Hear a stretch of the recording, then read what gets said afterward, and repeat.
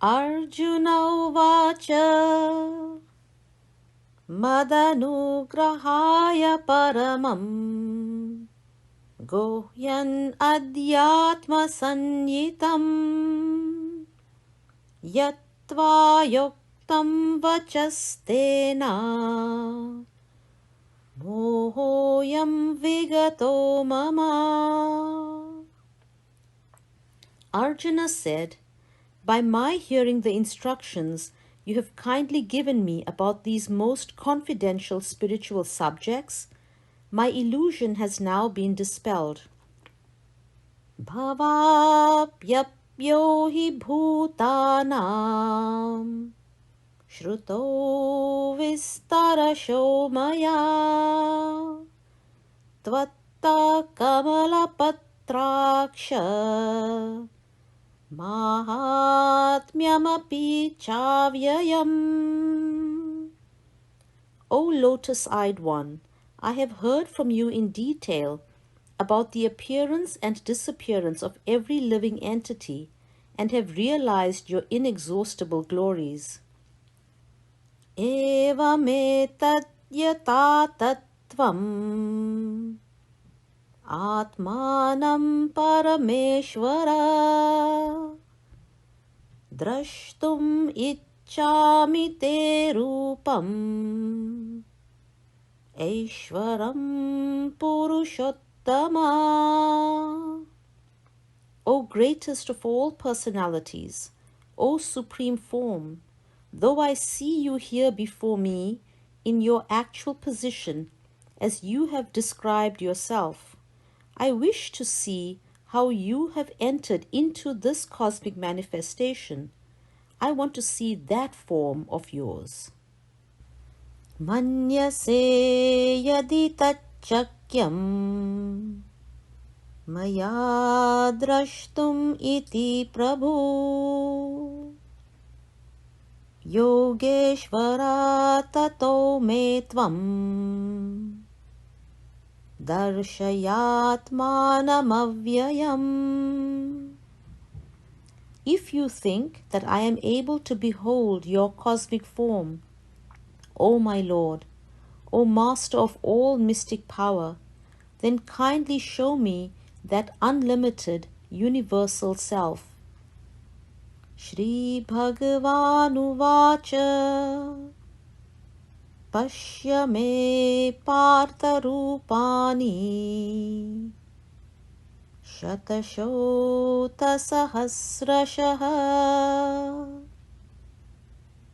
Nana vidhani divyani Nana varna kritini cha.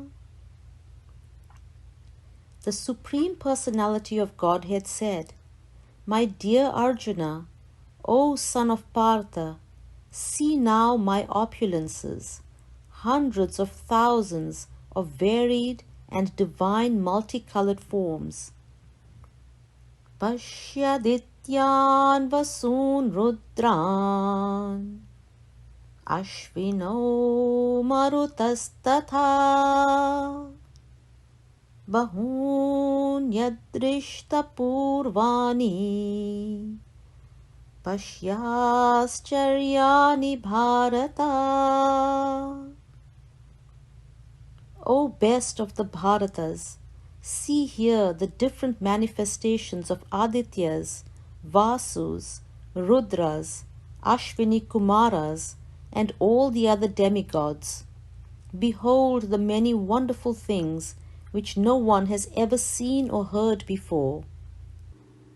Ihekastam jagat krishnam pashyadya sacharacharam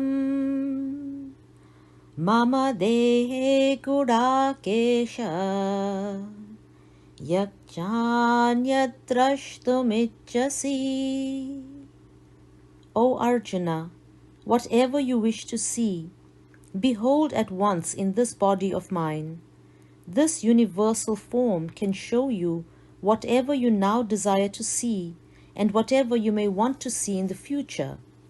Everything, moving and unmoving, is here completely in one place. न तु मां शक्यसे द्रष्टुम् अननेवा स्वचक्षुषा दिव्यं ददामि ते चक्षुः पश्य मे योगमेश्वरम्. But you cannot see me with your present eyes. Therefore, I give you divine eyes. Behold my mystic opulence. Sanjaya uvacha eva muktva tato rajan mahayogeshvaro harihi darshayam ashaparthaya paramam rupameshwaram. Sanjaya said, O king, having spoken thus, the Supreme Lord of all mystic power, the personality of Godhead, displayed his universal form to Arjuna. Anekavaktranayanam Anekabhutadarshanam Anekadivyabharanam Divyanekodyatayudham. Arjuna saw in that universal form unlimited mouths, unlimited eyes, unlimited wonderful visions. The form was decorated with many celestial ornaments and bore many divine upraised weapons. Divyamalyambaradharam Divyagandhanulepanam Sarvascharyamayam devam Ananto Vishvato Mukham. He wore celestial garlands and garments, and many divine scents were smeared over his body. All was wondrous, brilliant, unlimited, all-expanding. Divi Surya Sahasrasya Bhaved Yugapad Uttita Yadi bhasadrishi sa syat bhasastasya mahatmanaha. If hundreds of thousands of suns were to rise at once into the sky, their radiance might resemble the effulgence of the Supreme Person in that universal form. Tatrekastam jagat Krishnam pravibhaktam anekada apashyat deva devasya sharire pandavastada. At that time, Arjuna could see in the universal form of the Lord the unlimited expansions of the universe, situated in one place, although divided into many, many thousands. Tatasa vishmaya vishtaha Hristaro madhananjayaha Pranamya shirasa devam Kritanjalirabhashata. Then, bewildered and astonished, his hair standing on end, Arjuna bowed his head to offer obeisances and with folded hands began to pray to the Supreme Lord. Arjuna uvacha Pashyami devam stava deva dehe सर्वांस्तथा भूतविशेषसङ्घान् ब्रह्मानमीशं कमलासनस्थम् ऋषींश्च सर्वान् उरगांश्च दिव्यान्. Arjuna said, My dear Lord Krishna, I see assembled in your body all the demigods and various other living entities. I see Brahma sitting on the lotus flower, as well as Lord Shiva and all the sages and divine serpents. Aneka bahudara netram Pashyami tvam sarvato nantarupam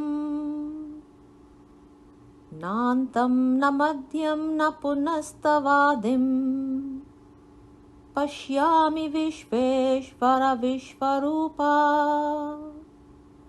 O Lord of the universe, O universal form, I see in your body many, many arms, bellies, mouths and eyes, expanded everywhere without limit. I see in you no end, no middle, and no beginning.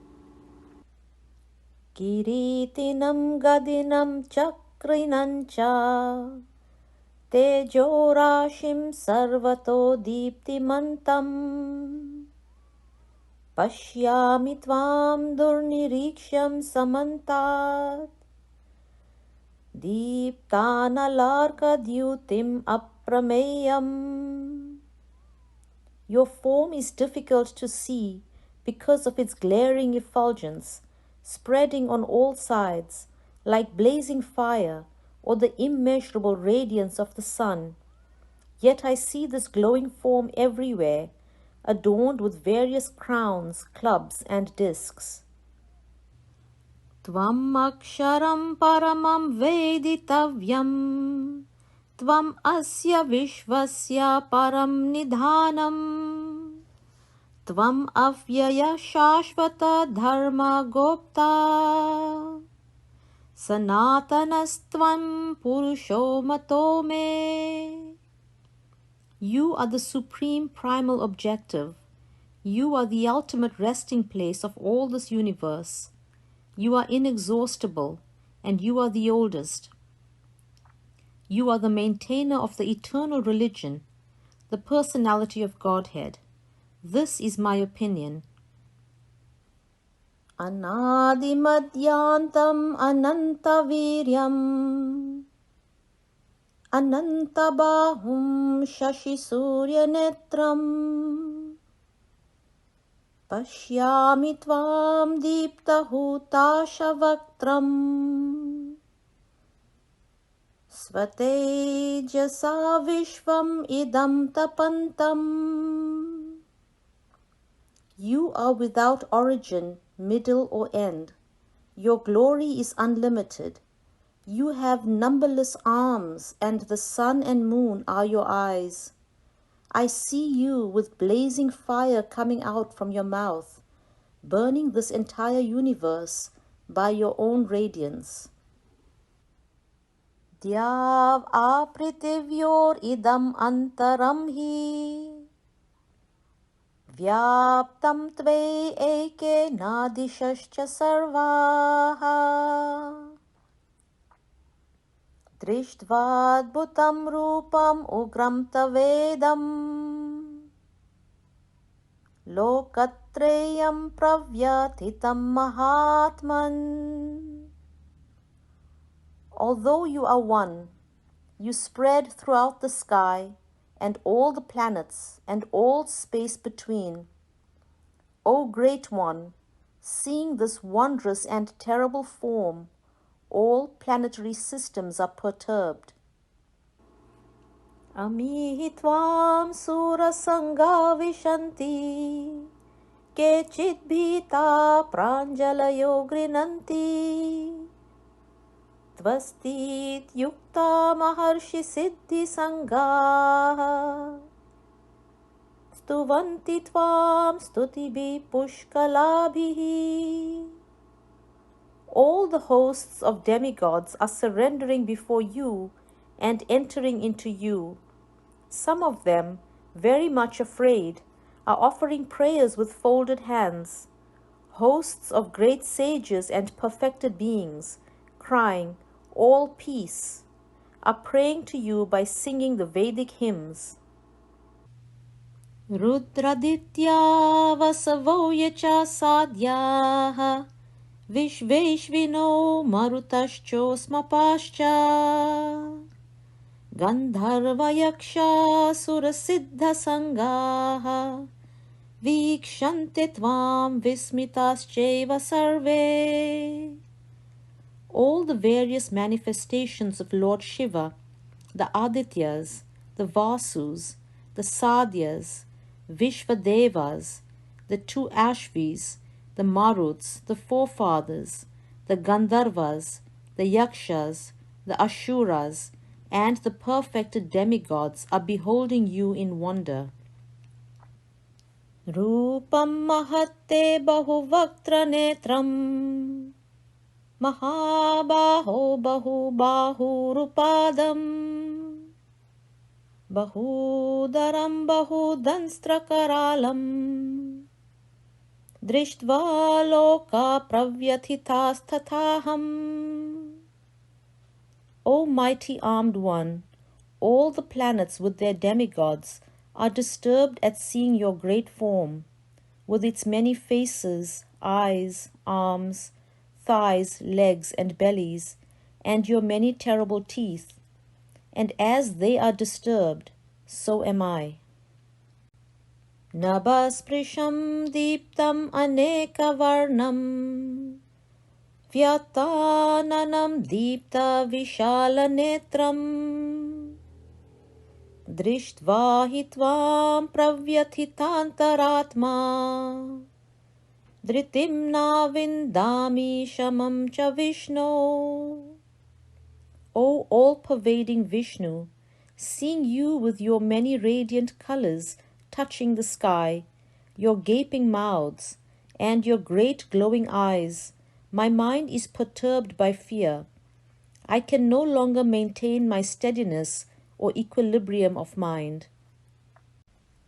Damshtra karalani chate mukhani Drishtva kala nalasannibhani Disho na jane nalabhe cha sharma Prasida devesha jagannivasa. O Lord of Lords, O refuge of the worlds, please be gracious to me. I cannot keep my balance, seeing thus your blazing death-like faces and awful teeth. In all directions I am bewildered. Ami chatvam dhritarashtasya putraha sarve sahaivavani palasangehi Bhishma Drona sutaputrastathaso sahasmadiyerapi yuddhamukyehi.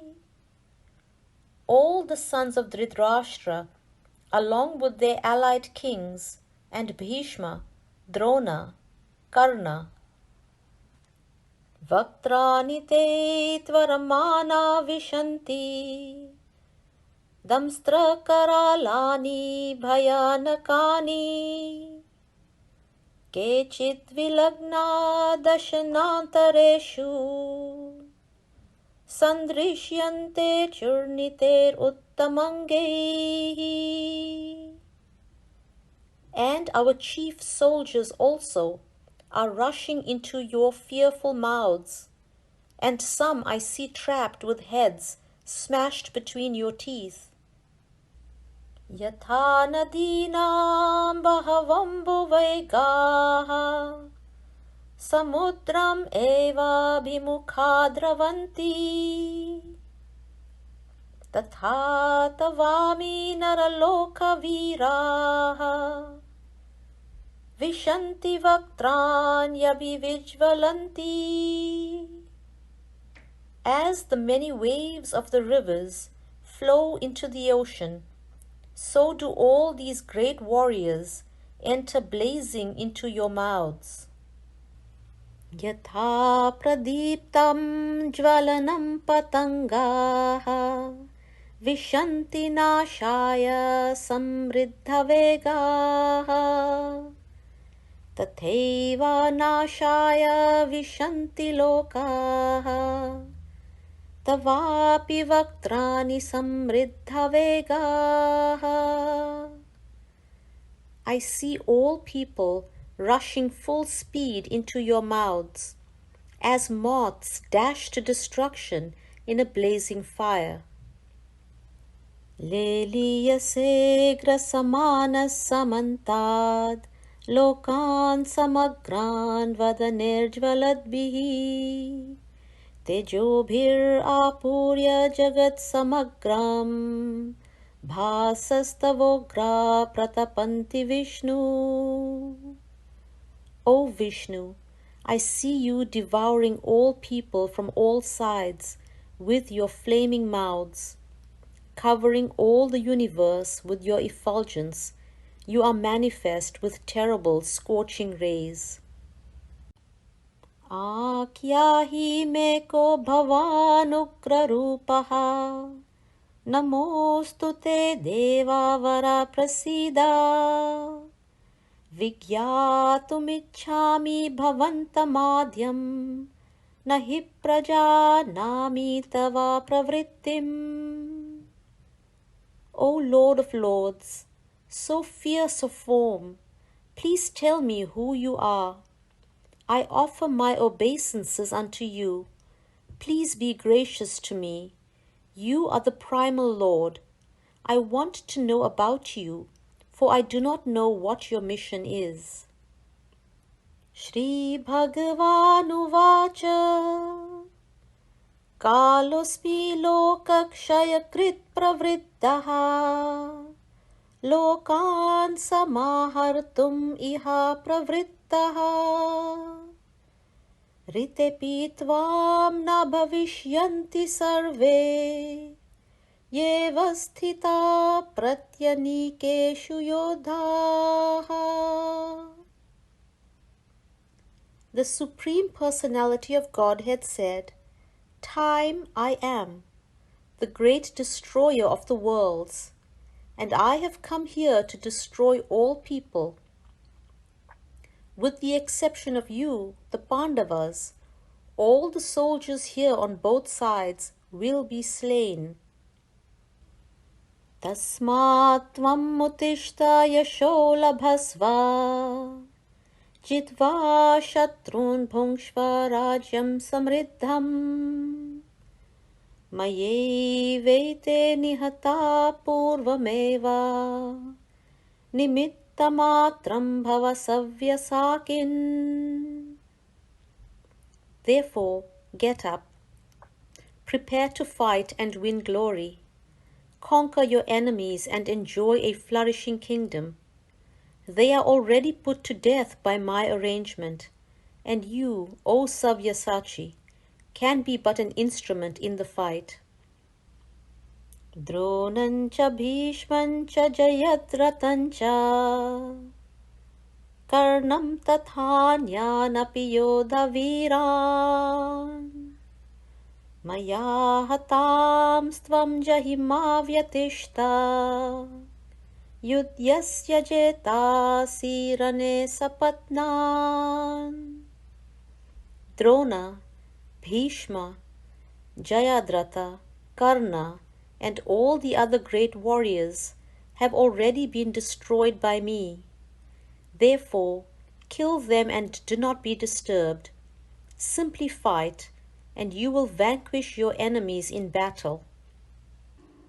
Sanjaya uvacha etachrutva vachanam keshavasya kritanjalirvepamana kiriti namaskritva bhuya evaha krishnam Sagadgadam bhita bhita pranamya. Sanjaya said to Dhritarashtra, O king, after hearing these words from the Supreme Personality of Godhead, the trembling Arjuna offered obeisances with folded hands again and again. He fearfully spoke to Lord Krishna in a faltering voice as follows. Arjuna Vacha Stane Rishikesha Tava Prakirtya Jagat Praharshyatyanurajyate Cha Rakshamsi Bhitani Disho Dravanti Sarve Namasyanti Cha Siddha Sangaha. Arjuna said, O Master of the senses, the world becomes joyful upon hearing your name, and thus everyone becomes attached to you. Although the perfected beings offer you their respectful homage, the demons are afraid, and they flee here and there. All this is rightly done. Kasmak chate nanname ran mahatman gariyase brahmanopyadi kartre anantadivesha jagannivasa tvam aksharam sadasat tatparam yata. O Great One, greater even than Brahma, you are the original creator. Why should they not offer their respectful obeisances unto you? O limitless One, God of gods, refuge of the universe, you are the invincible source, the cause of all causes, transcendental to this material manifestation. Tvam adi deva purusha puranaha Tvam asya vishvasya param nidhanam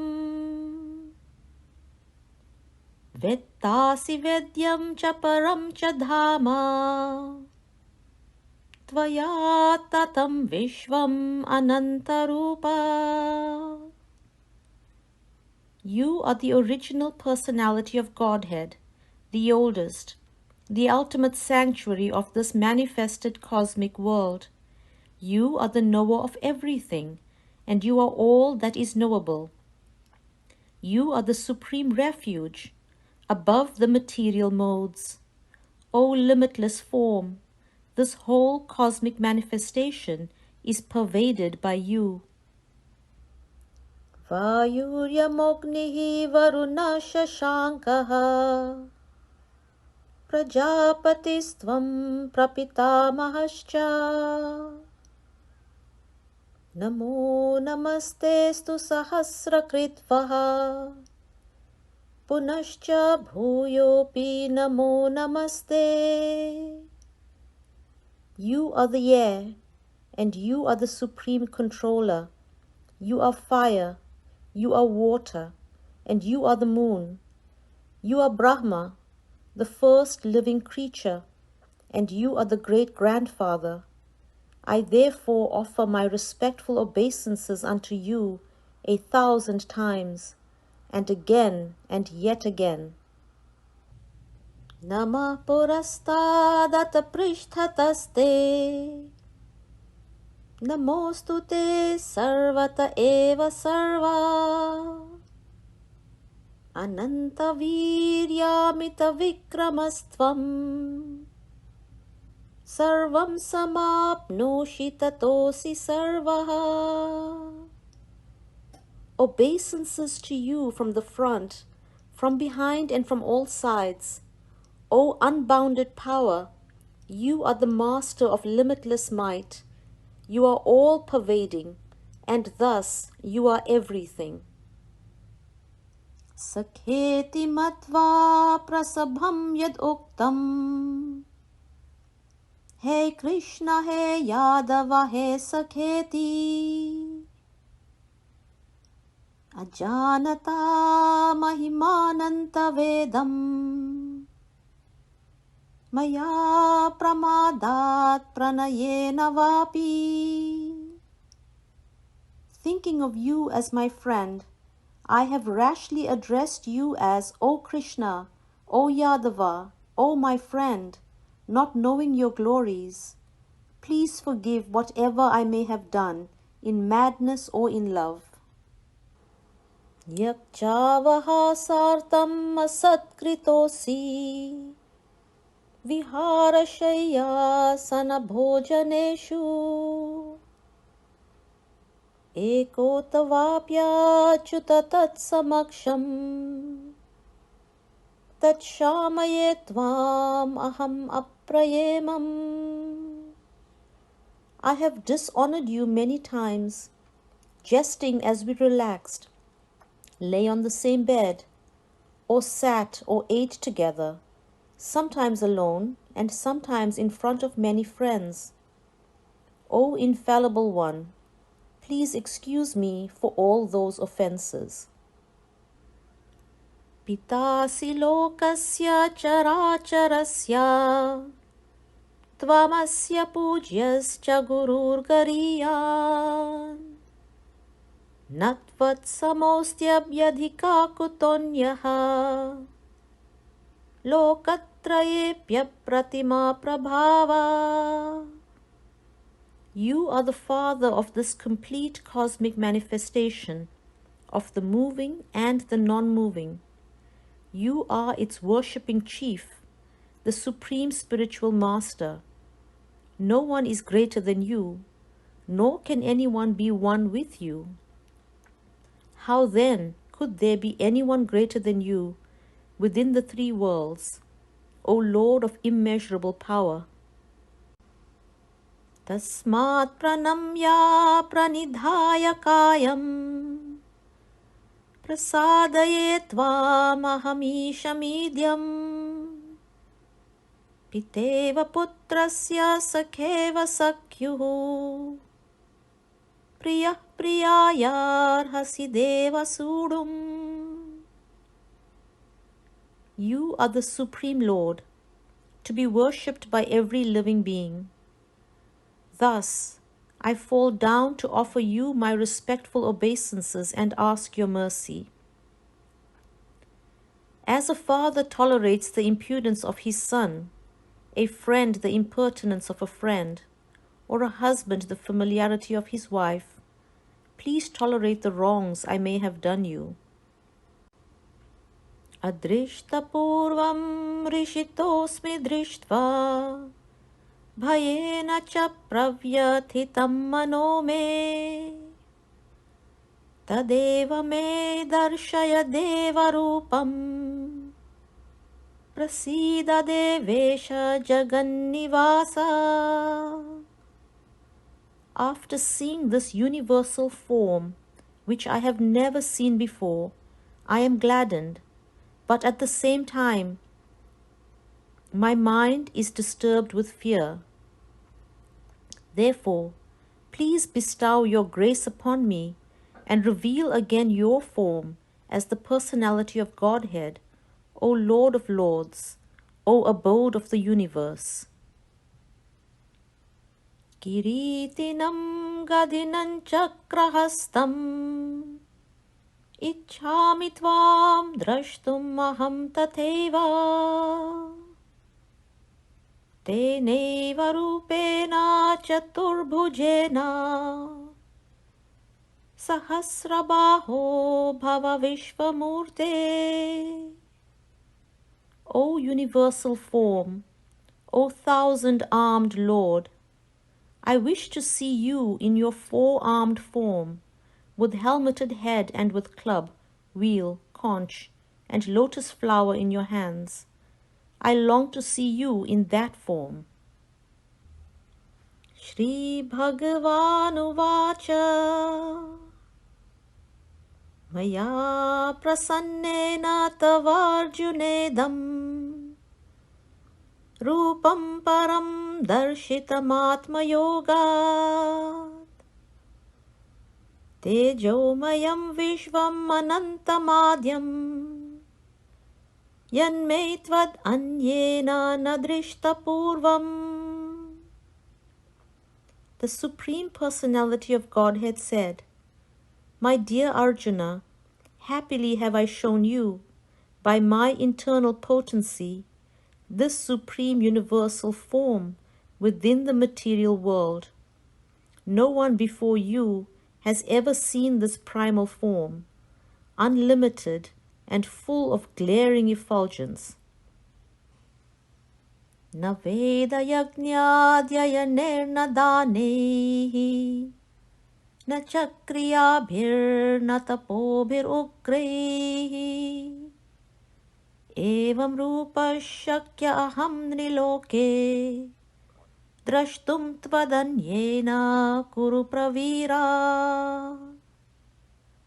O best of the Kuru warriors, no one before you has ever seen this universal form of mine, for neither by studying the Vedas, nor by performing sacrifices, nor by charity, nor by pious activities, nor by severe penances can I be seen in this form in the material world. Mate vyatama cha vimudha bhavaha drishtva rupam ghoram idrinmamedam vyapeta bhipritamana punastvam tadeva me rupam idam prapashya. You have been perturbed and bewildered by seeing this horrible feature of mine. Now let it be finished. My devotee, be free again from all disturbances. With a peaceful mind, you can now see the form you desire. Sanjaya uvacha ityarjunam vasudevastatoktva svakam rupam darshayamasa bhuyah Ashvasayamasa cha bhitamenam Bhutva punas somya vapur mahatma. Sanjaya said to Dhritarashtra, the Supreme Personality of Godhead, Krishna, having spoken thus to Arjuna, displayed his real four-armed form, and at last showed his two-armed form, thus encouraging the fearful Arjuna. Arjuna uvacha Trishtvedam manusham rupam Tava somyam janardana Idanim asmi samvrittaha Sacheta prakritim gataha. When Arjuna thus saw Krishna in his original form, he said, O Janardana, seeing this human-like form, so very beautiful, I am now composed in mind, and I am restored to my original nature.